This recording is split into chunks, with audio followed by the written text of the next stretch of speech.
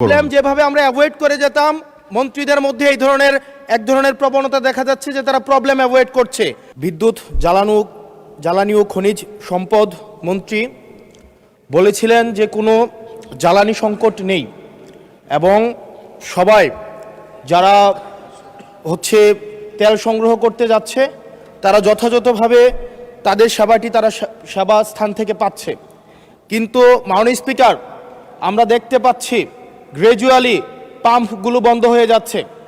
আজকে সিলেটের পাম্প বন্ধ হয়ে গিয়েছে।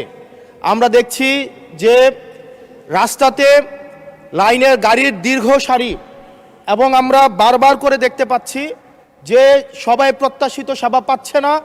এবং কিন্তু দুঃখজনক বিষয়, সরকার এই বিষয়টি এড়িয়ে যাচ্ছে এবং মন্ত্রী এই প্রবলেমটি অ্যাকনোলেজ করার পরিবর্তে মন্ত্রী আগের মতো আমরা যেভাবে অ্যাভয়েড অফ প্রবলেম যেভাবে আমরা অ্যাভয়েড করে যেতাম, মন্ত্রীদের মধ্যে এই ধরনের এক ধরনের প্রবণতা দেখা যাচ্ছে যে তারা প্রবলেম অ্যাভয়েড করছে। আমার মন্ত্রী মহোদয়ের কাছে প্রশ্ন, উনি কি দেখতে পাচ্ছেন না যে গাড়ির দীর্ঘ সারি এবং গ্র্যাজুয়ালি যে পাম্পগুলো বন্ধ হয়ে যাচ্ছে, সেবা কার্যক্রম বিঘ্নিত হচ্ছে, স্কুল বন্ধ হয়ে যাচ্ছে? সেই জায়গাতে উনি কবে নাগাদ এই সমস্যাগুলোর যথাযথভাবে উনি সমাধান দিবে এবং উনি প্রবলেমটি অ্যাকনোলেজ করবেন কিনা? ধন্যবাদ মাননীয় স্পিকার। মাননীয় মন্ত্রী।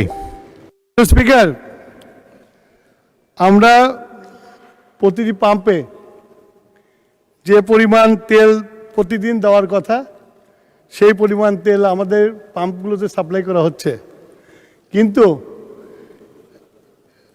ইরান ঘটনার পর থেকে হঠাৎ করে বিক্রি বেড়ে গেছে। বিক্রি বাড়া যাওয়ার ফলে যে পেট্রোল পাম্পে যে পরিমাণে তেল দিতাম একদিন দেড় দিন লাগতো বিক্রি করতে, এখন 2 ঘন্টায় শেষ হয়ে যায়।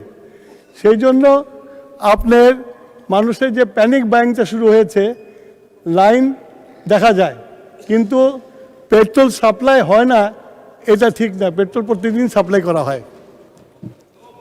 ধন্যবাদ মাননীয় স্পিকার।